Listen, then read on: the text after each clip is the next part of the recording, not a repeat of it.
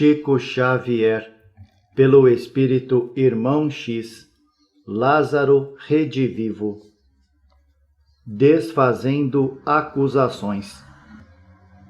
Nas ruidosas campanhas contra o Espiritismo, não raro surgem aqueles que acusam os desencarnados através de variados modos. Por que motivo os espíritos não descobrem os segredos ocultos da natureza, atenuando as dificuldades que rodeiam a existência do homem? Por que não escrevem livros técnicos avançados, solucionando os intrincados problemas da ciência e da indústria? Como não oferecem recursos para a cura da morfeia ou do câncer? Regressando às escalas mais baixas, no pentagrama das inquirições puramente intelectuais, encontramos criaturas perguntando por que não indicamos o local onde se encontra a bolsa perdida da senhora M, ou que razão nos leva ao desinteresse pela procura do anel de preço, esquecido no bonde pelo senhor B. Desconhecendo a bondade de Deus, o doador anônimo do universo, os escritores orgulhosos afirmam que todas as conquistas da cultura humana são devidas ao pensamento dos vivos, como se as suas declarações se destinassem a ferir a suposta vaidade dos mortos, para que venham disputar com os homens na aquisição de gloriolas efêmeras. É preciso considerar, todavia, que se os desencarnados assumissem na Terra o papel de orientadores tangíveis da evolução, na descoberta de utilidades novas, esses mesmos escritores se revoltariam contra eles, acoimando-os de infratores da lei de liberdade, a invadirem seara alheia.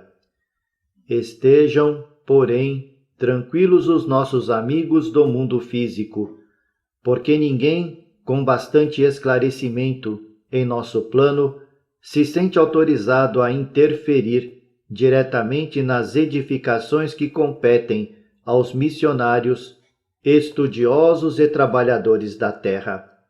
A esfera que habitamos agora se oferece bastante luz à nossa mente. Oferece também problemas inúmeros que precisamos resolver, atendendo às nossas necessidades para a vida eterna. A morte do corpo não se faz acompanhar de estacionamento, no qual seríamos forçados a contemplar os encarnados, nem das delícias do céu ou das torturas do inferno. Somos compelidos por ela a novos caminhos de ascensão, em que o infinito nos deslumbra. A matéria diferenciada convida-nos a trabalhar em fascinantes enigmas. A evolução apresenta outros aspectos e a universalidade conduz-nos a maravilhosas invenções de felicidade e paz. O campo de lutas renovadas não nos deixa ensejos à interferência indébita no labor cometido ao homem de carne, e, ainda que as oportunidades nos permitissem a colaboração dessa natureza, não seria lícito subtrair à criatura humana a faculdade de orientação própria na descoberta de si mesma. Se o pauperismo e a enfermidade fossem eliminados de vez, possivelmente o orgulho e a vaidade consolidariam o seu império na existência terrestre, encerrando os habitantes do planeta em grosseira crosta de egoísmo, por milênios inumeráveis, além de cerrar-lhes a visão do panorama universal. quanto ao serviço de invenções e descobrimentos, a esfera invisível, atendendo aos superiores desígnios de Deus, presta concurso fraternal e indireto às realizações terrenas, mas não impõe inovações espetaculares ao quadro evolutivo das criaturas. E, por falar nos engenhos de que a civilização se enriquece cada vez mais, é imprescindível considerar que o homem não se pode queixar no tocante às edificações que lhe foram autorizadas pela providência divina, importando observar como as utiliza. Permitiu Deus que a criatura humana recebesse a embarcação a velas.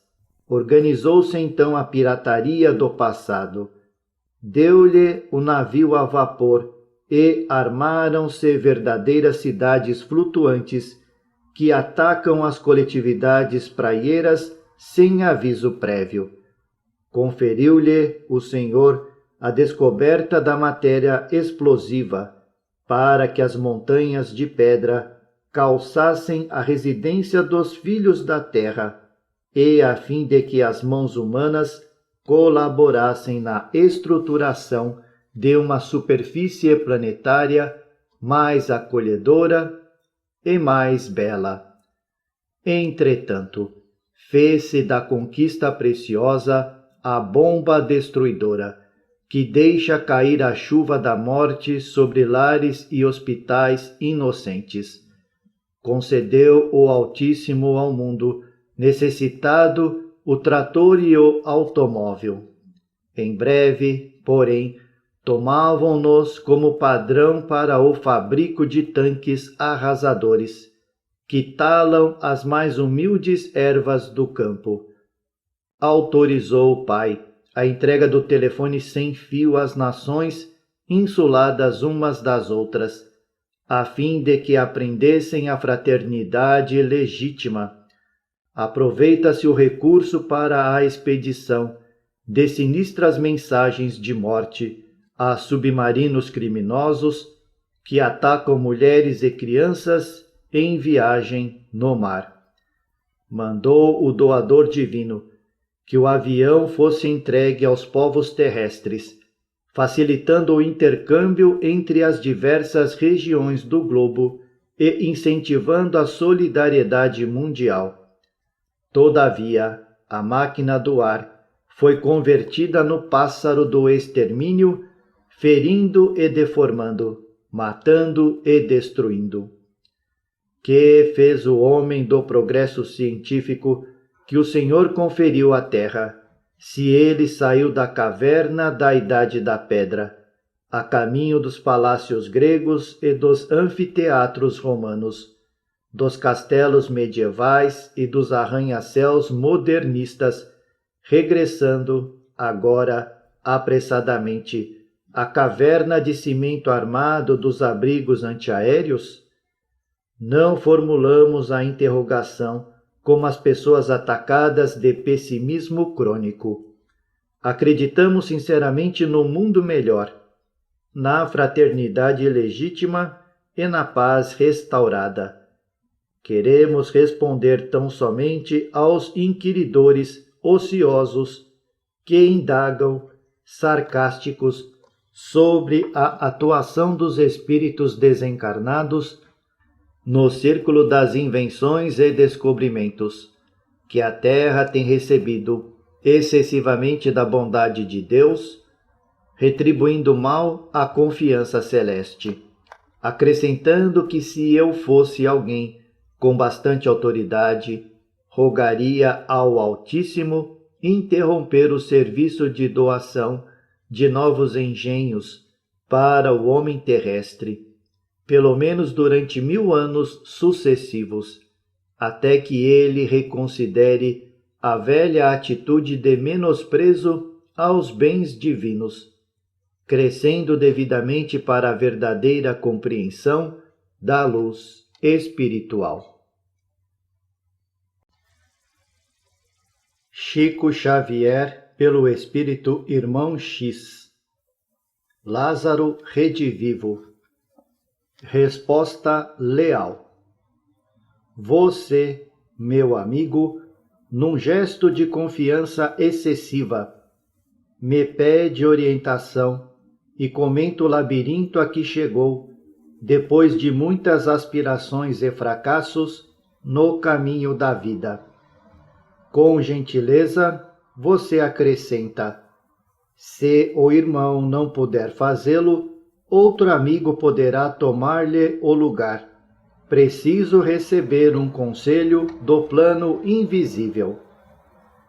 Entretanto, o mesmo receio que me assalta invade o coração de outros, companheiros daqui, que, como eu, não se sentem à altura de fornecer diretrizes em caráter absoluto. Em verdade, habitamos o plano invisível aos olhos de vocês, que ainda permanecem na carne, mas não nos encontramos na esfera da sabedoria que tudo vê.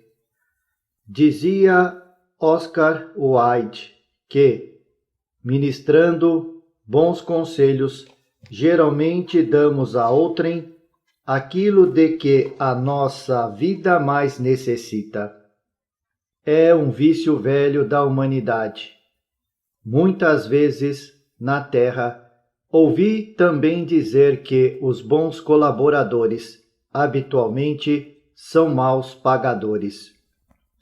A máxima faz-nos lembrar as pessoas férteis de advertências corretas ao próximo e necessitadas de orientação para si mesmas. À medida que crescemos em conhecimento superior, ilumina-se-nos o entendimento para situações mais difíceis.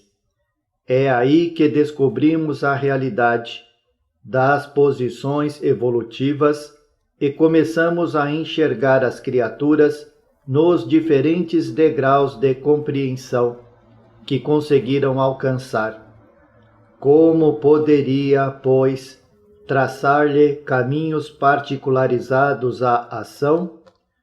Diz você, esposo preocupado de uma jovem doente, com quem se casou em segundas núpcias, e pai de 4 filhos rebeldes que ficaram sem mãe, que pretende vender a sua casa na cidade e transferir-se para o campo, atendendo às necessidades de saúde da companheira. E conta-me suas dificuldades com a ingênua confiança do irmão menor, que relaciona obstáculos e inibições diante do irmão mais velho, angustiado por não dispor de recurso para a solução necessária. Afirma você que se encontra desempregado há 2 anos, em virtude da perseguição de criaturas ingratas, que lhe movem um processo humilhante por faltas que não cometeu.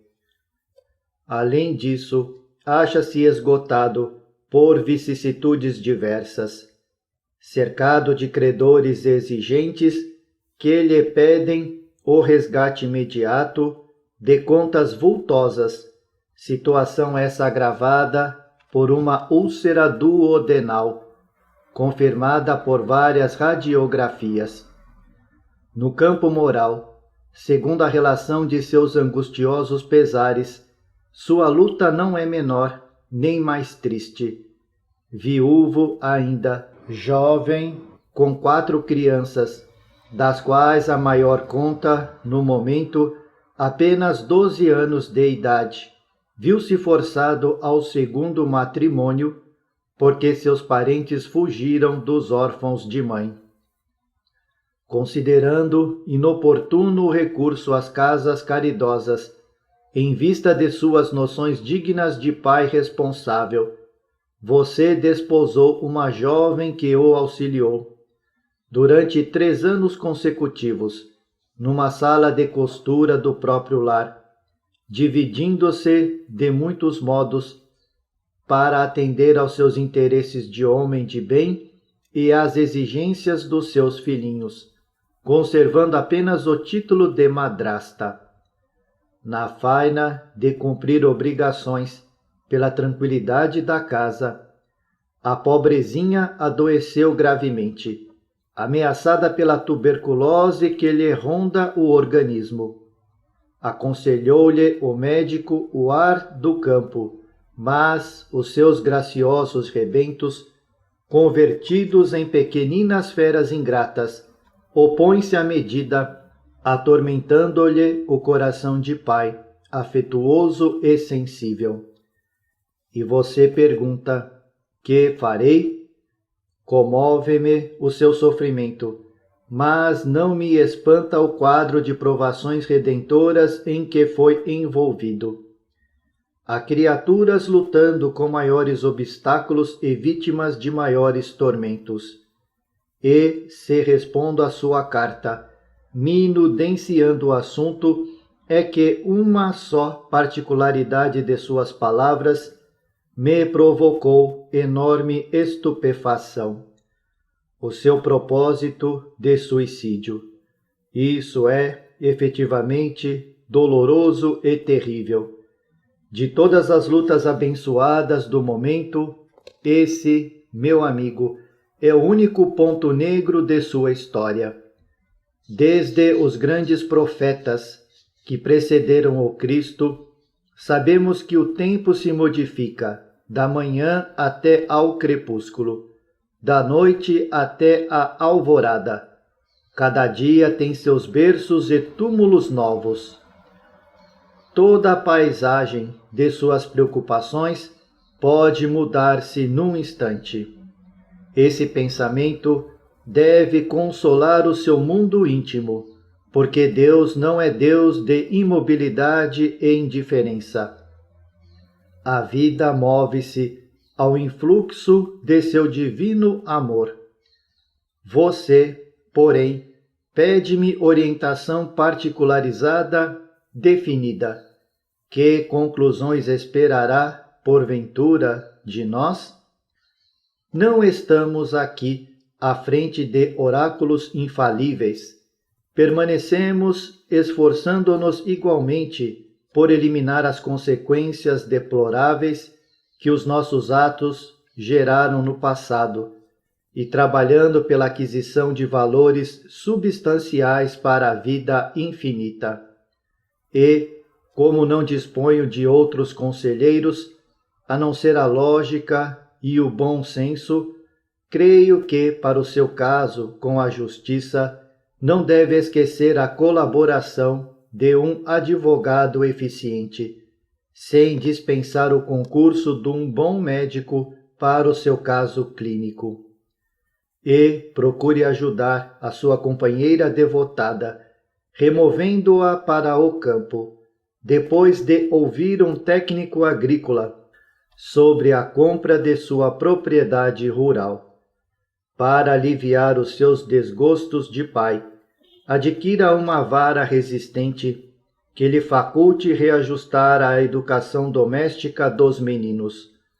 Também fui pai e tive muitas ilusões quanto a prováveis direitos das crianças. É funesto engano acreditar que a gente miúda deva governar a colmeia caseira. Antes do direito que receberá com o tempo, é preciso ensiná-la, pelos processos cabíveis, a cumprir as obrigações inadiáveis, ainda que semelhante atitude suscite a reprovação indébita de nossos melhores amigos. Se encontrar razoabilidade em minhas lembranças, faça isso e espere o futuro, sem descansar as mãos e sem esquecer que uma fisionomia alegre e otimista constitui um dos ângulos básicos no edifício do êxito. Entretanto, se julga meus despretensiosos conceitos ineficientes e inadequados, proceda como melhor entender, certo de que você e eu somos filhos do mesmo Deus e ambos possuímos um bem celeste que é a liberdade. Use-a de acordo com o seu ponto de vista, e aguarde os resultados. Chico Xavier, pelo Espírito Irmão X, Lázaro Redivivo, o anjo da saúde. Angustiado, o homem enfermo invocou a proteção do Cristo e clamou em lágrimas copiosas: Senhor, ampara-me o coração desalentado no círculo das provas. Esgotaram-se-me os recursos para a resistência. Não posso mais. Minhas noites são prolongadas vigílias repletas de dor, e meus dias constituem longas horas de aflição permanente. A dor lacera-me as carnes e desarticula-me os ossos. Compadece-te, Senhor meu. Desce um raio de tua divina luz que me restaure a força física e me reerga o coração humilhado. Desiludido de todos os processos de cura, mobilizados na terra, volto-me para o céu, esperando-te a inesgotável misericórdia. Ajuda-me, pastor do bem, vê os meus sofrimentos e auxilia-me. De joelhos e braços abertos, o peregrino soluçava, contemplando o firmamento. Ouviu Jesus a oração e enviou-lhe o anjo da saúde, que desceu, bondoso e prestativo, surgindo aos olhos deslumbrados do infeliz enfermo. Em êxtase, o doente fitou o mensageiro e suplicou: Emissário do médico divino, lava-me as feridas dolorosas, levanta-me o espírito abatido. Há muitos anos sou o miserável sofredor, embora minha confiança no Pai dê infinita bondade. De corpo chagado e apodrecido, sinto que a esperança e a crença desertaram de minha alma. Socorre-me, por piedade, caridoso emissário do céu. O gênio tutelar afagou-lhe a fronte compassivo e exclamou: Meu amigo, põe a consciência nos lábios em oração e responde-me: tens vivido de acordo com a vontade de Deus, fugindo aos caprichos do coração? Viveste até agora, amando o Senhor Supremo, acima de todas as coisas e querendo ao próximo como a ti mesmo? Dedicaste teu corpo e tuas faculdades à execução das divinas leis? Presa do antigo hábito de fugir à verdade, o homem quis proferir qualquer frase tendente a desculpar-se. Entretanto, a presença do emissário sublime empolgava-lhe o ser e não conseguia furtar-se ao império absoluto da consciência. Dominado pela realidade, respondeu em soluços: Não, ainda não servi as leis do Senhor como deveria. Contudo, anjo bom, compadece-te de mim, a enfermidade consome os meus dias, o sofrimento devora-me.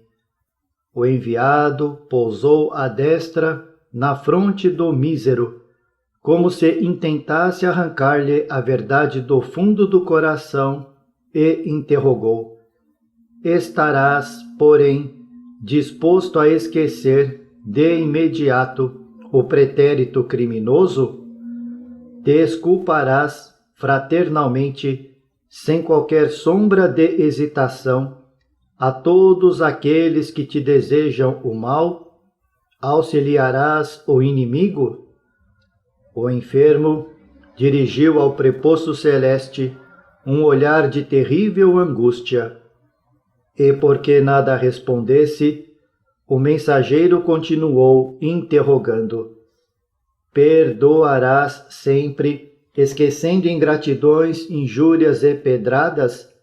Recomendarás os teus adversários a bênção do Todo-Poderoso, reconhecendo que eles são mais infelizes que tu mesmo, pela ignorância que testemunham? Exercerás a piedade, beneficiando as mãos que te ferem, e olvidarás sem esforço a boca que calunia? Compelido pelas forças insofreáveis da consciência, o enfermo respondeu, sem trair a verdade: infelizmente, ainda não posso. Não emitirás pensamentos desarmônicos ante a felicidade do próximo? Indagou o emissário afável e benevolente.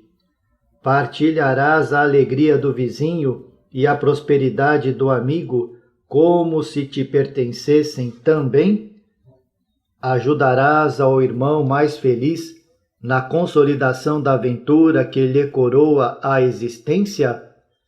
O mendigo da saúde recordou suas lutas interiores, junto daqueles que lhe pareciam mais venturosos, e respondeu sincero: não posso ainda. Terás bastante disposição, prosseguiu afetuosamente o interlocutor, para manter viva a própria esperança? Compreendendo a paciência de Deus, que nos aguarda a iluminação há milênios incontáveis, decidir-te-ás a esperar, sem revolta, o entendimento dos teus irmãos de luta por alguns anos? Saberás calar a desesperação, a fim de auxiliar em nome do Pai Altíssimo, mobilizando as forças que te foram confiadas? O desventurado suspirou e disse com tristeza: ainda não me é possível proceder assim. Após intervalo mais longo, o anjo voltou a interrogar: cultivarás o silêncio quando a leviandade e a calúnia espalharem palavras loucas em torno de teu coração? Defenderás a saúde, evitando as reações invisíveis de pessoas que poderias ofender com as falsas e delituosas apreciações verbais?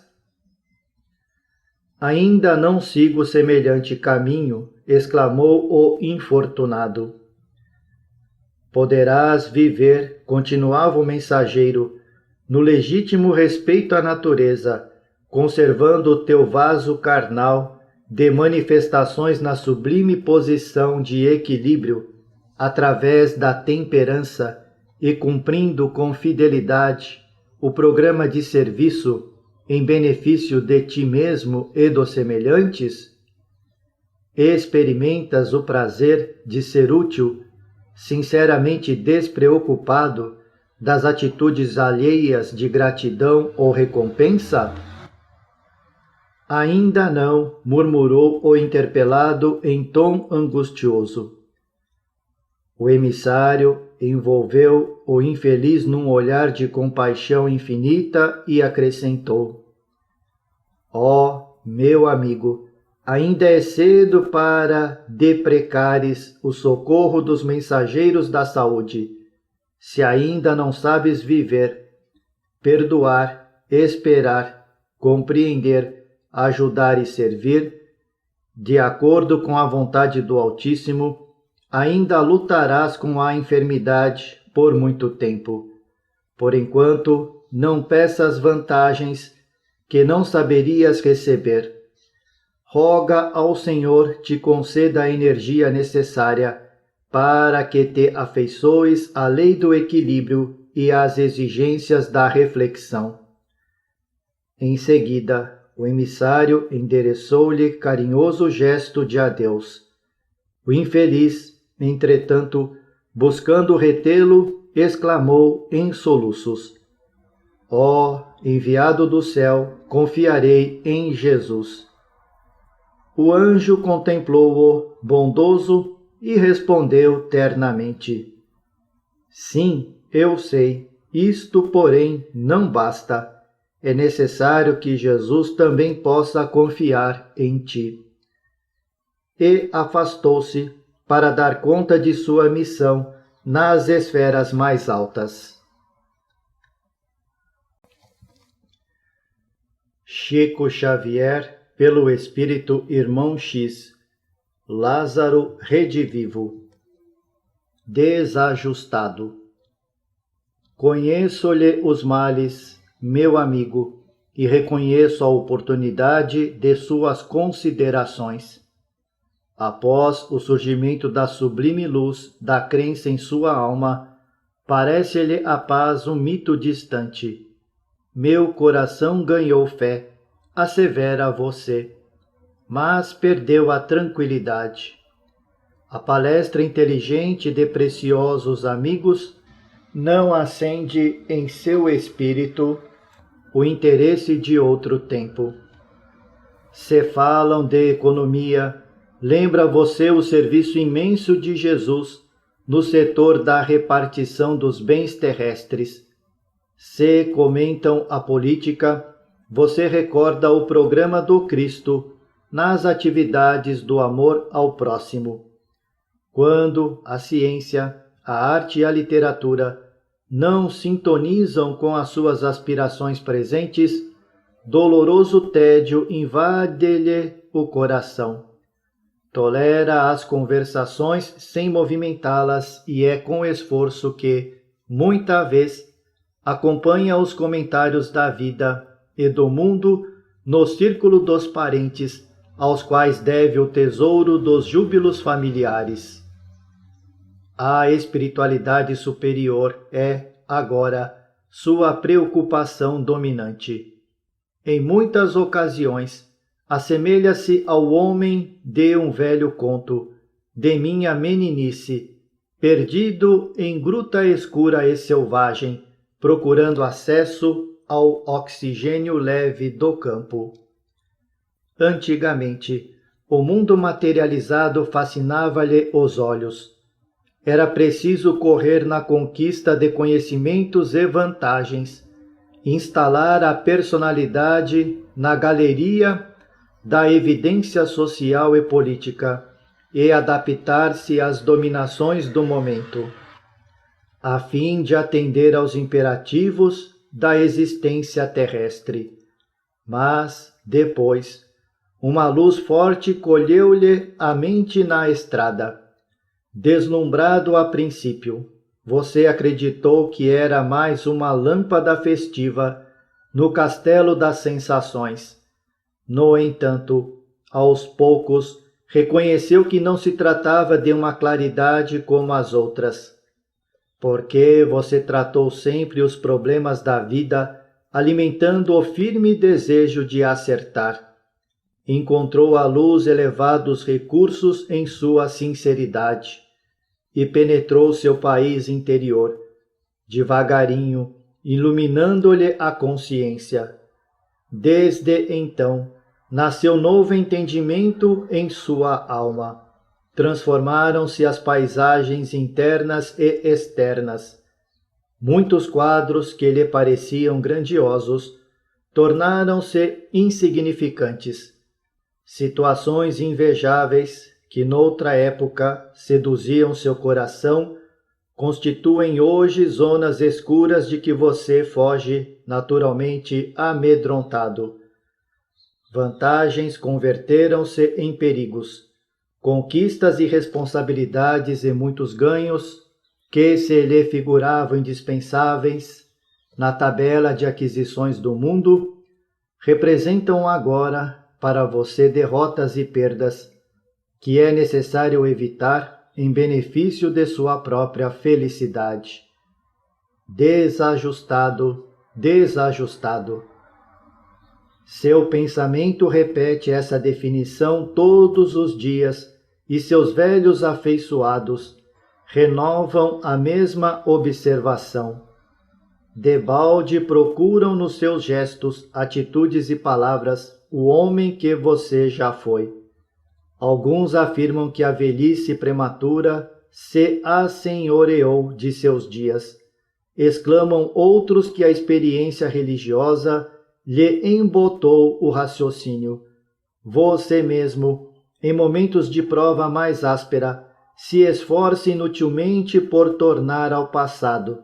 Todavia, não é mais possível o caminho de regresso.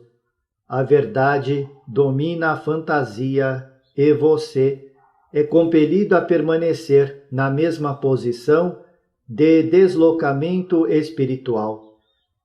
Desajustado, desajustado. Desde alguns séculos existe no mundo a chama da legião dos homens marginais.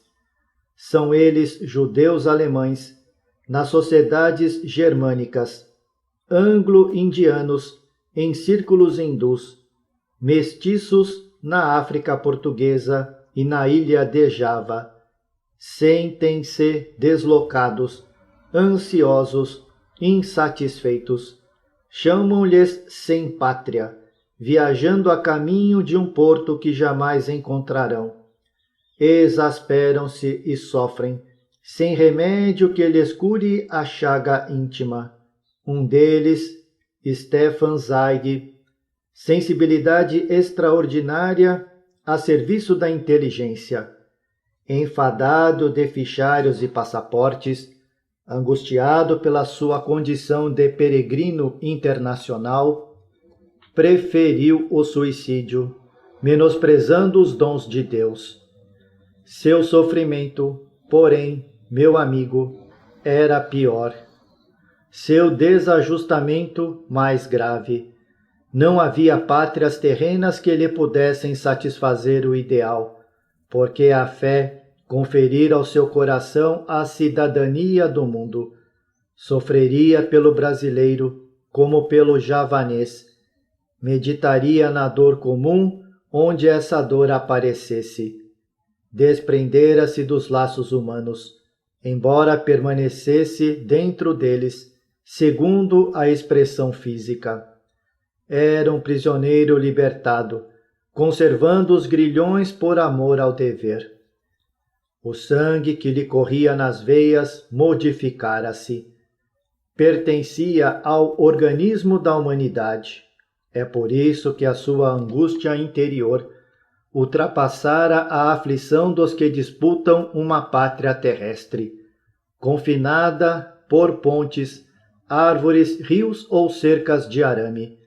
Ansiava o seu coração por uma esfera mais alta, onde pudesse pulsar ao ritmo da compreensão universal. Para você, também, não há outro remédio na terra, senão prosseguir avante, procurando manter no seu espírito a bênção da divina serenidade.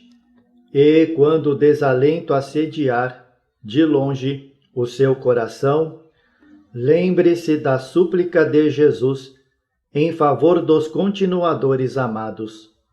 No capítulo 17 do Evangelho de João, o Mestre exclama: Não são do mundo, como eu do mundo não sou. Não ignorava que a sua lição deslocaria a mente dos aprendizes, reajustaria os valores da existência aos olhos de cada discípulo. Perante a revelação da eternidade, ele lhes traria profunda renovação interior.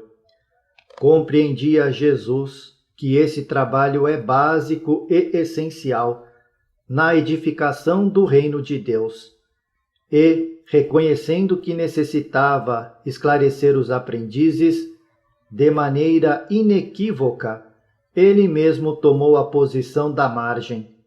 Nem no céu, onde não poderia descansar ainda, nem na terra, onde não conseguiria identificar-se com a maioria dos mortais, e sim na cruz, na situação de marginal divino, convidando as criaturas ao monte da ressurreição. É evidente, pois, que o Cristo previu esse desajustamento temporário e espera que o cooperador fiel de sua obra tome a cruz que lhe pertença e lhe siga os passos a caminho da vida imortal.